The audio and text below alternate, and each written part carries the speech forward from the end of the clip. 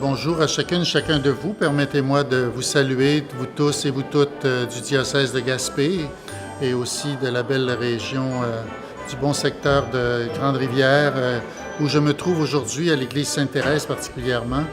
Et je veux vous saluer pour profiter de cet espace qui m'est donné pour vous souhaiter tous les vœux les meilleurs à l'occasion de cette belle fête de Noël qui se prépare. Nous sommes déjà aujourd'hui au deuxième dimanche, donc il nous reste 2 semaines avant de célébrer la Nativité du Seigneur.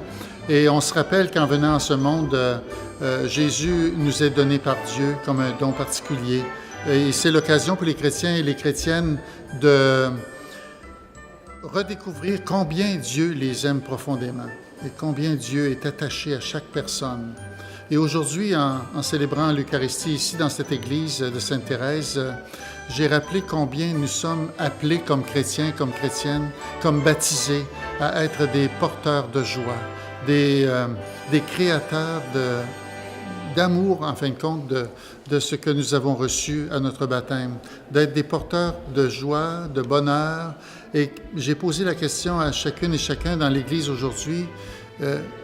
Posez-vous vous-même la question, comment suis-je porteur de bonheur? Comment suis-je créateur de bonheur autour de moi, dans ma famille, en visitant un malade, en aidant une personne âgée, en partageant un repas? Toutes sortes de situations nous sont données pour porter la joie au monde. Pour être on pourrait dire, tout le monde peut faire ça, mais un chrétien qui fait ça, il répond à ce que le Seigneur lui demande dans l'Évangile. J'avais soif, vous m'avez donné à boire, j'avais faim, vous m'avez donné à manger.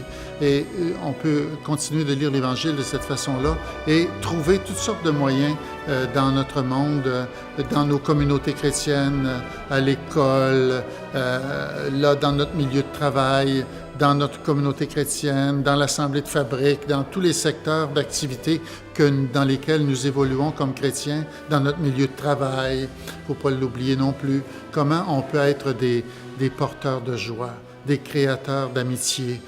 Et ça fait partie du mystère de notre baptême en nous et du mystère pascal du Christ qui nous habite parce que par notre baptême, nous participons à la vie nouvelle dans le Christ. Et c'est donc la venue du Seigneur à Noël, c'est pour nous une belle occasion, je dirais, de manifester au monde, dans notre milieu, combien le Seigneur a changé quelque chose dans notre vie et combien à chaque fois que nous l'accueillons à Noël, nous renouvelons cet appel à nourrir notre monde de la joie, de sa présence et de l'amour du Père qui nous habite.